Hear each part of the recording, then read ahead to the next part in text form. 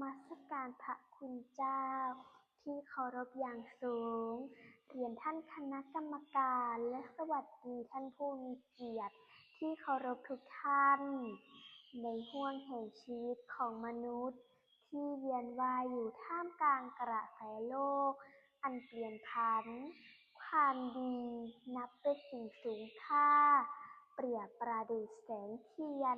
ที่ส่องนำทางในความมืดแต่ความดีนั้น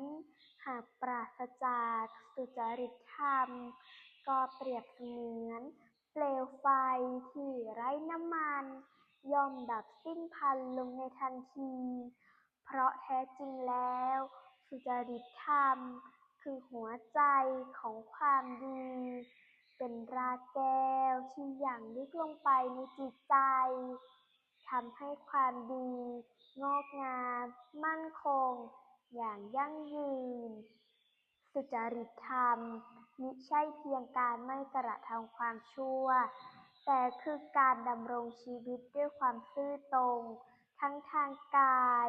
วาจาและใจเป็นการประพฤติที่บริสุทธิ์ดุจน้ำใสที่สะท้อนเงาฟ้าได้อย่างชัดเจนเพราะไม่มีสิ่งใด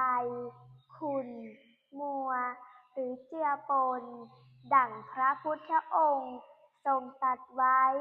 เป็นพุทธสุภาษิตว่าสุจริตตังนะสุขังเสยโยความว่าความประพฤติสุจริตย่อมนำสุขมาให้เพราะความสุขที่แท้จริงมิได้เกิดจากทรัพย์สินเงินทองหรืออำนาจใดหากเกิดจากความสงบในจิตใจซึ่งเป็นผลจากการดำรงตนอยู่ในความสุจริตจากหลักธรรมทางพระพุทธศาสนาสุจริตธรรมสัมพันธ์อย่างลึกซึ้งกับไตรสุจริตได้แก่กายสุจริตวจีสุจริตและมโนสุจริตกล่าวคือการกระทำทางกายการไม่เบียดเบียนการพูดที่ไม่โกหกหรือให้ร้ายผู้อื่นความคิดที่บริสุทธิ์ปราศจากความโลภโกรธหลงเมื่อบุคคลสามารถรักษาความสุจริตทั้งสามประการนี้ได้ชีวิตย่อมตั้งอยู่บนพื้นฐานแห่งความดีหากสังคมใดเต็มไปด้วยผู้คนที่มีความซื่อตรงโดยสุจิธรรมนำสังคมนั้นย่อมสงบสุขเปรียบดังผืนป่า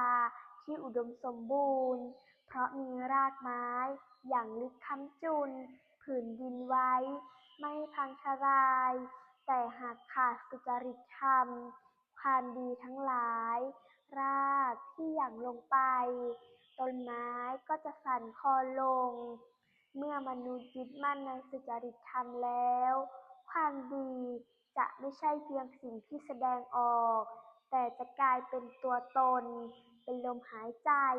เป็นวิถีชีวิตที่งดงามและสงบเย็นย่อมเป็นแสงสว่างที่นำพาทั้งตนเอง